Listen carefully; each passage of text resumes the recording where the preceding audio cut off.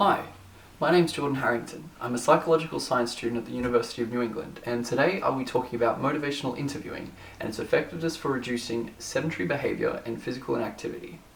The World Health Organization defines sedentary behavior as any waking behavior while in a sitting, reclining, or lying posture with low energy expenditure, and defines physical inactivity as doing insufficient physical activity to meet current physical activity recommendations. More than 1 in 4 adults and around 90% of adolescents in Australia were found to be physically inactive. Regular physical activity plays a crucial role in the prevention and management of non-communicable diseases, or NCDs, like cardiovascular, chronic, respiratory, and musculoskeletal diseases, cancers, and diabetes. In fact, those who meet recommended levels of physical activity have a 20 to 30% reduced risk of premature death.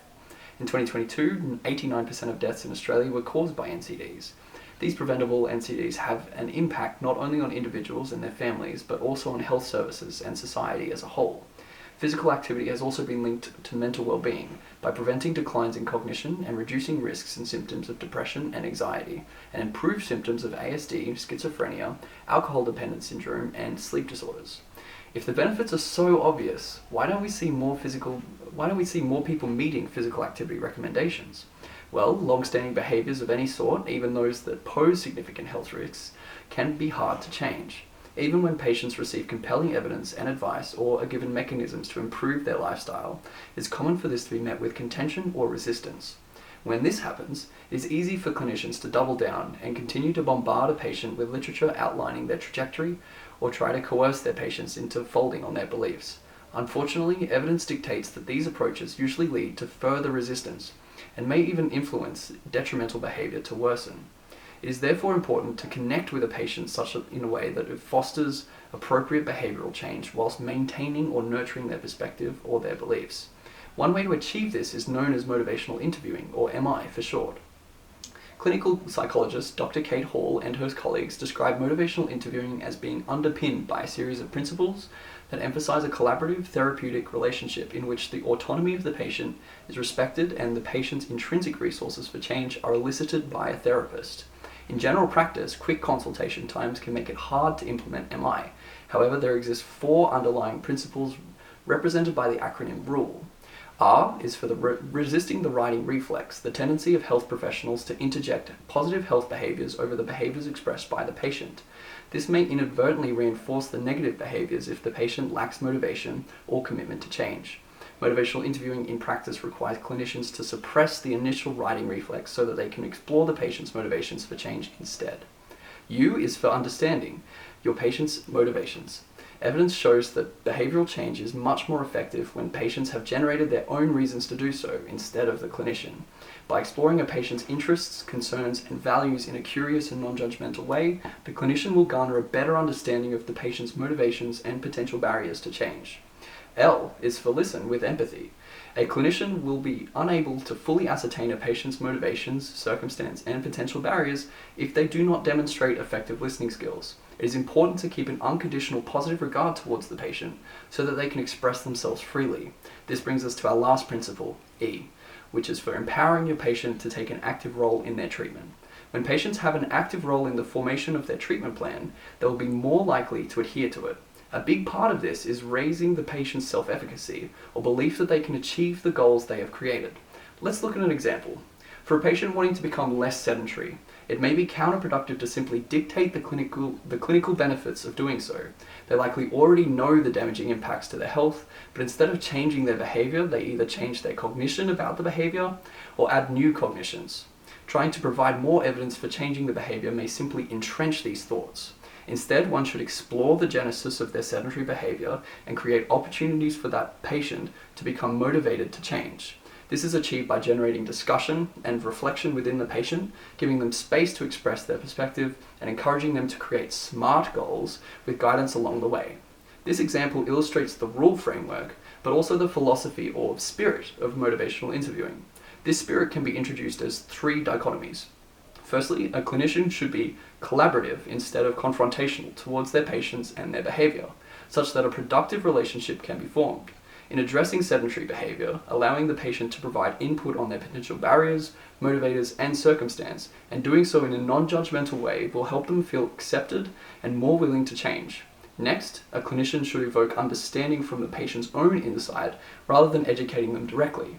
This helps create meaningful linkages to become sources of motivation from the patients themselves. Just from merely expressing potential barriers to their goals with a clinician, patients may gather insight into potential solutions or avenues to explore. Lastly, a clinician should honor a patient's autonomy, respecting that their freedom to continue or change their behavior is their own. This is opposed to a clinician that uses authority and instructs a patient to make changes. So what does motivational interview look like? Well, it comprises 4 main processes. The first process, engaging, involves building the therapeutic relationship by fostering rapport and trust with oars. More on that later. The second process, focusing, is where the patient agrees on a domain to explore for further discussion. This is achieved by creating a scaffold of ask, tell, ask, where clinicians first ask the patient permission to discuss a topic or challenge, then if received positively, provide relevant clinical information followed with a question asking the patient's thoughts on what was just said. Evoking, the third process, revolving around clinicians softening instances of patient sustained talk, where they express arguments to continue their behaviors, and increase instances of change talk, where they express their aspiration for change. The fourth process, planning, facilitates the building of specific action plans for the patient to follow using SMART goals. Key skills useful in all of the motivational interviewing can be outlined by the acronym OARS, where O is for open-ended questions, used to engage the patient more directly, allowing for greater insight for the clinician into potential barriers, motivators, and goals. For example, instead of asking, "Are you concerned with physical activity?" you may try asking, "I understand you have some concerns regarding physical inactivity. Would you mind sharing them with me?" It is often beneficial when patients talk just as much as the clinician within a session. A is for affirmations, where the clinician offers genuine, compassionate emotional support and encouragement to patients to help validate their experience during the process of change. This is achieved by commentary made by the clinician and acknowledging a patient's perseverance, positive behaviors, or attributes, particularly those facilitating adaptation and resilience. They are used sparingly and are commensurate with a patient's efforts to ensure they are not patronizing, insincere, or undermining the therapeutic relationship. An example might be, "It is really impressive that you were able to exercise more than last week despite not feeling up to it." Affirmation builds rapport, motivation, and self-efficacy. R is for reflection. Clinicians are able to facilitate and deepen connection and conversation by reflecting back what the patient has expressed. This can simply be repetition of the surface meaning or complex, capturing implicit meaning of a patient's statement. For instance, say a patient said the following: "I was knackered during the test. I could barely keep up. I know I need to be more active. It's so difficult to start." Clinician could reflect what was said and infer some deeper meaning with something like, "You're feeling upset, you're more unfit than you thought, and at the same time, you realize this is probably the best time to start being more active." The benefits for reflection, particularly complex ones, include building trust and connection, motivation exploration, and reinforcement of the desire to change. S is for summarizing. Summaries utilize reflections and insights gathered from the patient visit to generate a holistic, succinct message tying together numerous discussion themes. A good summary may begin with, "If it's all right, how about we check that I'm understanding everything correctly so far?" and concludes with a confirmation question like, "Is there anything that I missed?" This not only helps keep things mutually accurate, but also invites the patient to provide input and helps them process the scope of their concerns.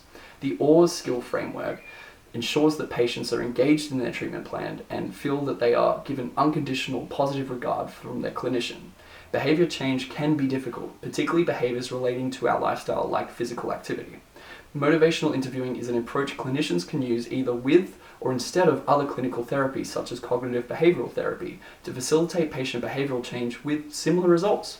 In this video, I've talked about what physical activity, inactivity, and sedentary behavior is, what the potential impacts are for not meeting recommended physical activity, why it can be difficult to change lifestyle behaviors even if they are detrimental to our health, what motivational interviewing is, its guiding principles, the philosophy or spirit behind it, and some of the key frameworks behind its facilitation. Thank you for your time. Have a lovely day.